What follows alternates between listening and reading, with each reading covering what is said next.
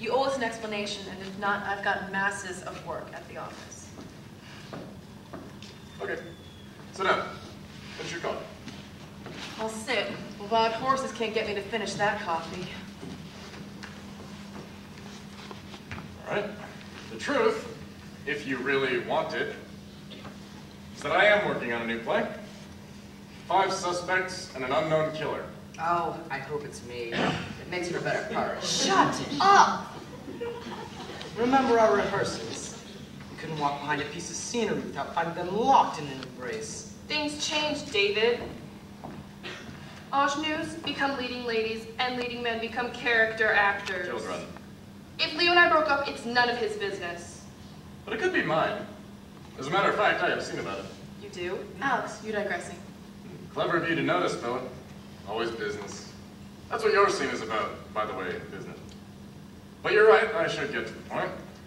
And the point is, when we're finished here, we'll know something we didn't know before.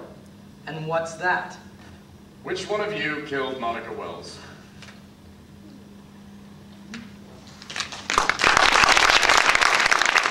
Karen, this takes place in your dressing room. That's your dressing table. Sit down. I don't think we'll bother with lights for this scene. Ready? No. But you'll try, won't you? The scene begins with a knock on the door. Yes? It's Monica. May I come in? May I come in? Yes, of course. Not in makeup yet? Oh, I won't put it on for another hour. I just want to sit here and soak up the atmosphere. And you're not quite sure which makeup to use. Pardon? I mean, if I got sick at the last minute, you'd have to play my part. Never even crossed my mind. I mean, nobody gets sick on opening night. I guess not. But you were quite good when you went on for me last week. The audience was disappointed. I mean, I did my best, but there's no comparison.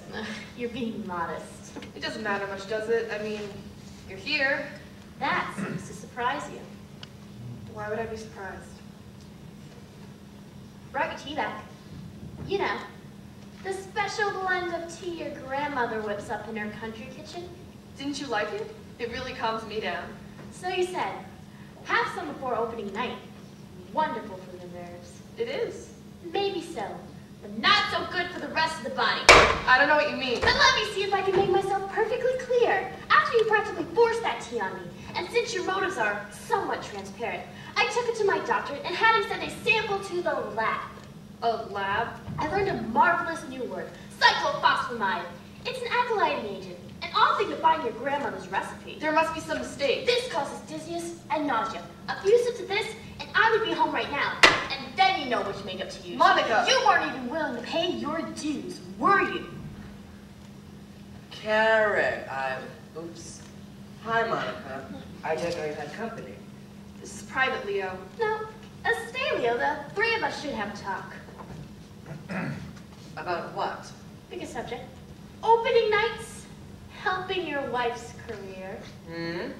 Or should we talk about medical school? You did go to one for a few years, and I imagine you took courses on chemistry.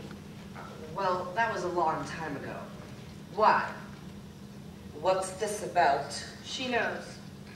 She knows what? About this. She had her doctor send us able to a lab. Oh, brother. All right, we spiked your tea. But it wasn't going to harm you, just slow you down for tonight. The question is, what are you going to do? I told you this was crazy. Be quiet! They put people in jail for stuff like this. Excuse me, Mr. Dennison. We're all finished up.